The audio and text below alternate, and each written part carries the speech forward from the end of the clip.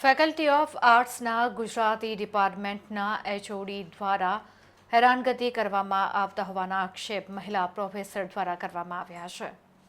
MS યુનિવર્સિટીની arts ફેકલ્ટીના associate professor doctor Darshini દાદાવાળાએ એચઓડી ભરત પંડ્યા વિરુદ્ધ 1 વર્ષ પહેલા હેરેસમેન્ટની ફરિયાદ કરી હતી। ગુજરાતી વિભાગના MA2 અને 4 સેમિસ્ટરના વિદ્યાર્થીઓની સેમિસ્ટર એન્ડ પરીક્ષામાં પ્રોજેક્ટ વર્કનું મૂલ્યાંકન કરવાનું હોય છે। આ યુનિવર્સિટી દ્વારા લેવાતી પરીક્ષા છે અને પરીક્ષક તરીકે કયા શિક્ષક કાર્ય કરશે એની નિમણૂક યુનિવર્સિટી દ્વારા જ કરાતી હોય છે। એ અંગેની જાણ ઈમેલ દ્વારા જે તે શિક્ષકને કરાતી હોય છે। આ પરીક્ષણ કાર્ય કરવા માટે આજ દિન સુધી કોઈ ઈમેલ મને મળ્યો નથી। ડોક્ટર ભરત પંડ્યા મને માનસિક ત્રાસ આપી વિદ્યાર્થીઓના ટોળા ભેગા કરી ધાકધમકી આપી જે પરીક્ષણ કાર્ય મારે કરવાનું જ નથી તે કાર્ય ગેરકાયદેસર રીતે કરવા માટે દબાણ કરી રહ્યા છે। વાસ્તવિકતા તો એ છે કે આ કાર્ય કરવા માટે વિભાગની કોઈ જ પૂર્વ તૈયારી નથી। ડોક્ટર ભરત પંડ્યા મને તો ત્રાસ આપી જ રહ્યા છે પણ સાથે વિદ્યાર્થીઓનો પણ સમય બગાડીને એમને પણ માનસિક યાતના આપી રહ્યા છે તેવા આક્ષેપો એસોસિએટ પ્રોફેસર ડોક્ટર દર્શિની દાદાવાલાએ કર્યા હતા। ગુજરાતી વિભાગના વિદ્યાર્થીઓ ફેકલ્ટીના એચઓડી ડોક્ટર ભરત પંડ્યા સામે સૂત્રોચ્ચાર કરીને વિરોધ દર્શાવ્યો હતો।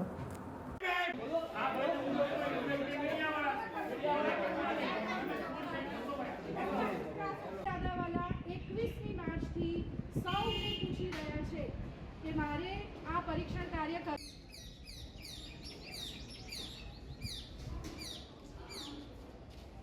નથી થઈ પણ જો એવું થયું હોય તો આ એપોઇન્ટમેન્ટ્સને એમેન્ડ કરવી પડે। સત્યતા તપાસ કરજો। આ આદરણીય દર્શનીબેન ગયા વર્ષે પ્રોજેક્ટના વાયવા આ રીતે જ લીધા છે ત્યારે અધ્યક્ષ પ્રોફેસર પુંડલિક પવાર સાહેબ હતા ત્યારે એમને ઈમેલનો આગ્રહ નથી રાખ્યો। ઈમેલ આમાં હોતા જ નથી। ઈમેલ આમાં પરીક્ષા એન્ડના પેપરો કાઢવાના હોય છે એ હોય છે અને એ એકદમ કોન્ફિડન્શિયલ હોય છે અને એ હેડનો પાવર નથી। બેન મારી વાત પૂરી થઈ જાવ જો પછી તમારે જે કહેવું એ કહેજો। ગયા વખતે એમને આ રીતે વાયવા લીધા જ છે ત્યારે કોઈ આગ્રહ રાખ્યો નથી અને આટલા વર્ષમાં જ્યારથી પ્રોજેક્ટ આવ્યા ત્યારથી આવી કોઈ પણ પ્રકારની ડિપાર્ટમેન્ટનો આ ઇન્ટરનલ મુદ્દો છે કે પ્રોજેક્ટ 2 ક્રેડિટનો છે એમાં 30 માર્ક્સનું લેખિત છે અને 20 માર્ક્સનો ઓરલ છે। એમાં 10 માર્ક્સ એના જે ગાઈડ હોય એને 10માંથી મૂકવાના હોય અને 10 માર્ક્સ એડે મૂકવાના હોય પછી એનું રિઝલ્ટ બને। આજ સુધી વર્ષોથી જ્યારથી પ્રોજેક્ટ આવ્યા ત્યારથી આખી ફેકલ્ટી આખી યુનિવર્સિટીમાં આ રીતે ચાલે છે। આ કાંઈ એટલે જુદો મુદ્દો છે।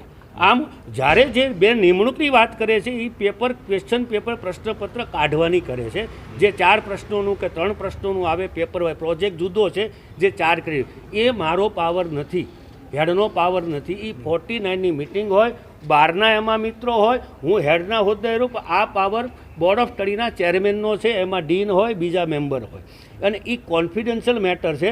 હજી સુધી તમે યુનિવર્સિટીના કોઈ પણ અધ્યાપકને પૂછી લો કે એને કોઈ દિવસ એના હેડને એવો મેલ કર્યો છે કે મારી કામગીરી પરીક્ષામાં શું છે તો કોન્ફિડન્શિયલ છે। કોન્ફિડન્શિયલ કામગીરી તો યુનિવર્સિટી જણાવે કે તમારે પ્રેસ ડ્યુટી ક્યારે છે તમારે સિનિયર સુપરવાઇઝર ક્યારે છે કે તમારે જુનિયર સુપરવાઇઝર હું બીજું સદંતર ખોટું અને જે પેપર નહીં મૂકવાની વાત કરે છે એ પેપરમાં ભૂતકાળમાં એ બેન સાથે જે લોકો પીઈ તરીકે હતા જે લોકો CPA તરીકે હતા બધા અધ્યાપકનો ઠરાવ છે કે અમે જો આમની સાથે કામ કરશું તો અમે માનસિક રીતે ત્રસ્ત થઈ જશું અમે બેન સાથે કોઈ જગ્યાએ કામ કરશું નહીં। બીજો સવાલ એવું છે કે માનસિક હેરેસમેન્ટ થાય છે તમારે માનસિક હેરેસમેન્ટ કોનું થાય છે એ આખી ફેકલ્ટીમાં તમે તપાસ કરી શકો છો કે માનસિક હેરેસમેન્ટ કોનું કરે છે। હું અત્યારની વાત કરું ભૂતકાળની વાતમાં રસ નથી મને અને એ કેટલું સાચું ખોટું એ તપાસવાનો મુદ્દો છે। આજનો મુદ્દો મને એમણે સૂચના આપી કે MA પાર્ટ 1 અને પાર્ટ 2ના વિદ્યાર્થીઓના મારે વાયવા લેવાના છે અને પ્રોજેક્ટ કાર્યનું પરીક્ષણ કરવાનું છે। આ પરીક્ષા યુનિવર્સિટીની એન્ડ સેમેસ્ટર પરીક્ષા છે।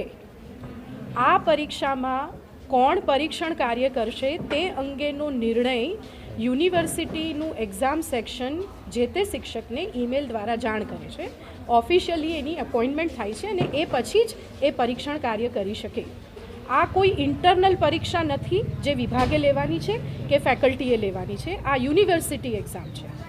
આ પરીક્ષામાં મારે પરીક્ષણ કાર્ય કરવાનું છે એ નિર્ણય અધ્યક્ષ મને ન જ કહી શકે એમણે જેમ કહ્યું તેમ એ યુનિવર્સિટીના સત્તાધીશોએ મને કહેવાનું હોય પણ હું એ જ કહેવા માગું છું કે મને એવો કોઈ જ ઈમેલ મળ્યો જ નથી।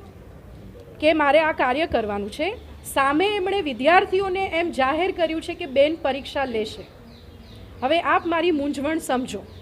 યુનિવર્સિટી એન્ડ પરીક્ષા હોવાને કારણે એપોઇન્ટમેન્ટ વગર હું આ પરીક્ષા ન લઈ શકું, એ ગેરકાયદેસર થાય. મારી નિમણૂક નથી થઈ એ પણ અધ્યક્ષે જ કહેવું પડશે કે કેમ નથી થઈ. અને વિદ્યાર્થીઓને એમણે આ જાહેર કર્યું કે બેન પરીક્ષા લેશે. તો આમાં જે આ વિસંગતિ છે એને કારણે આજે વિદ્યાર્થીઓએ અપેક્ષાએ અહીંયા ઊભા છે કે બેન પરીક્ષા લે, પણ હું કઈ રીતે પરીક્ષા લઈ શકું જ્યારે મને એને માટે અધિકૃત કરવામાં આવી નથી. શું રીઝન શું છે? એ અધ્યક્ષને પૂછીએ કે વિદ્યાર્થીઓને બેનનું નામ આપ્યું, મને તો કોઈ એમણે જાણ કરી જ નથી. આ ઈમેલ આપની સામે છે, એક પણ ઈમેલનો જવાબ નથી આપ્યો કે જેમાં એમણે કહ્યું હોય કે બેન તમારે આ પરીક્ષણ કાર્ય કરવાનું છે. એટલે મારી સાથે તો કોઈ ડાયલોગ થયો નથી. અને યુનિવર્સિટી એક્ઝામ સેક્શનમાં એમણે કોનું નામ આપ્યું છે આ પરીક્ષણ કાર્ય કરવા માટે અને કયા શિક્ષકને ઈમેલ ગયો છે એ માહિતી એ જ તમને આપી શકશે, કારણ કે એમણે કહ્યું છે કે આ કોન્ફિડેન્શિયલ છે. મને નથી ખબર. મેડમ બીજી વાત કરી જે હેરેસમેન્ટની જે વાત જી, કરી છે. હેરેસમેન્ટ આ છે કે મારા વિદ્યાર્થીઓ તાપમાં અહીંયા બેઠા છે પરીક્ષા આપવા માટે, હું પણ અહીંયા જ છું, પણ હું પરીક્ષા લઈ ન શકું એવું વાતાવરણ ઊભું થયું છે. કોના આ પ્રકારના આશયો છે? શા માટે નિમણૂક નથી થઈ મારી? જો મારી પાસે અપેક્ષા રાખવામાં આવે છે કે હું આ પરીક્ષા લઉં અને બીજી તારીખથી જે પરીક્ષા શરૂ થઈ રહી છે એન્ડ સેમેસ્ટરની, એ પરીક્ષામાં મારા કોર્સમાં પણ મારી કોઈ પ્રકારની નિમણૂક થઈ હોય એ અંગેનો મને આજ દિન સુધી ઈમેલ નથી મળ્યો. વિદ્યાર્થીઓ તો પરીક્ષાથી વંચિત રહેશે. એના જવાબો હવે વિભાગના અધ્યક્ષ આપે, કારણ કે આ બધું આયોજન એમનું છે. Okay, thank you. Thank you.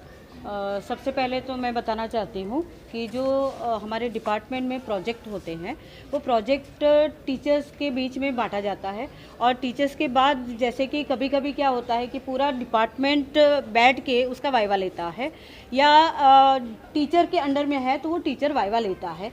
इसकी निमणूक कोई भी फैकल्टी या यूनिवर्सिटी के माध्यम से नहीं होती. ये डिपार्टमेंट स्वतंत्र है, डिपार्टमेंट के माध्यम से ही होता है. एग्जाम कंडक्ट करने के लिए ये एग्ज़ाम नहीं है, ये वाइवा में समझ गया, लेकिन एग्जाम कंडक्ट करने के लिए तो उसकी परमिशन चाहिए या नहीं चाहिए? किसकी परमिशन? यानी उनको ये जॉब रोल देना चाहिए कि नहीं देना चाहिए, उसके लिए होम ऑफिस नक्की करता होगा. किस चीज़ के लिए? एग्जाम कंडक्ट करने के जो ये आपका क्वेश्चन ही गलत है. ये जो प्रोजेक्ट है, प्रोजेक्ट हम लोग नहीं पा रहे हो. क्वेश्चन ये है कि अथॉरिटी असाइन करती है एग्जाम डिपार्टमेंट के द्वारा या किसी के नो, द्वारा? ये डिपार्टमेंट करता है.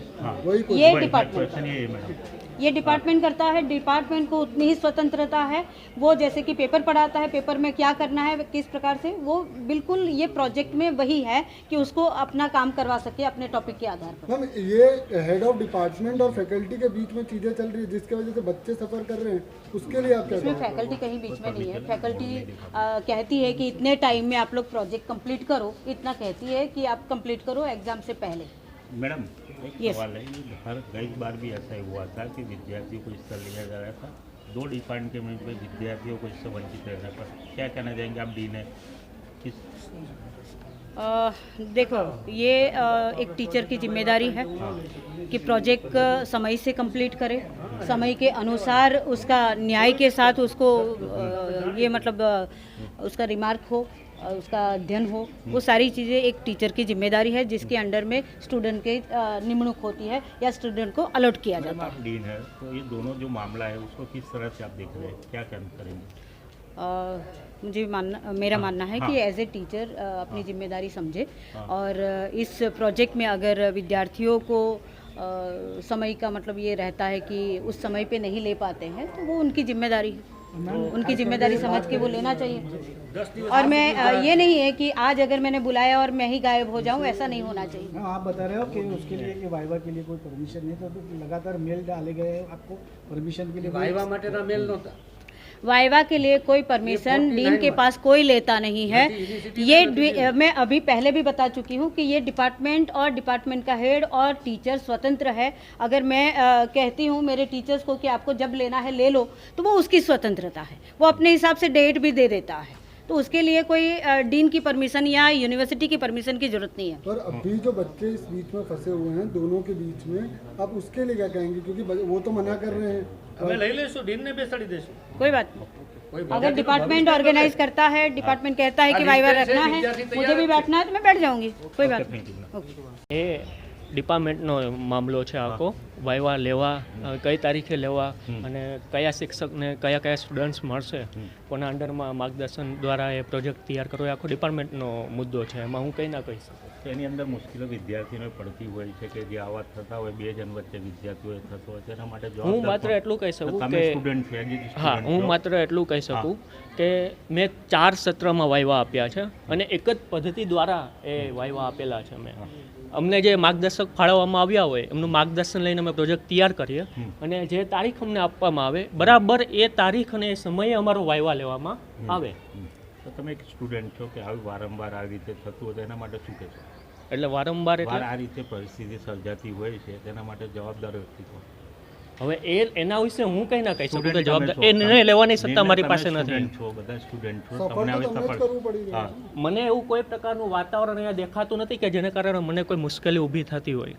અત્યારે કોઈને તમને મુશ્કેલી કોઈ નથી, તકલીફ નથી. કોઈને તકલીફ નથી. કોઈને તકલીફ નથી. અત્યારે કોઈ આટલા બધા કોઈને એટલે તમે સ્ટુડન્ટ સ્પષ્ટ કરો કોની વાત કરી રહ્યા છો. આ સ્ટુડન્ટની વાત નામ લેવા વાયવાની તૈયાર નથી. સ્ટુડન્ટની તમે સ્ટુડન્ટ તરીકે સ્ટુડન્ટ કહી છો. નાખશો. અમે તો તમને પૂછી રહ્યા છે, તમે તો નામ આપવા તૈયાર નથી. તમે જે સ્ટુડન્ટ છો. બધા સ્ટુડન્ટ છો, બધાને હા, તકલીફ છે. બધા હા, તો આ તો તકલીફ નામ જોડે. આપવામાં કેમ તમને બીક કેમ? લાગે? તમારા એકેડેમિક પર તમને ખરાબ લાગે કે એકેડેમિક પર તમારે આવશે એવું લાગે છે તમને?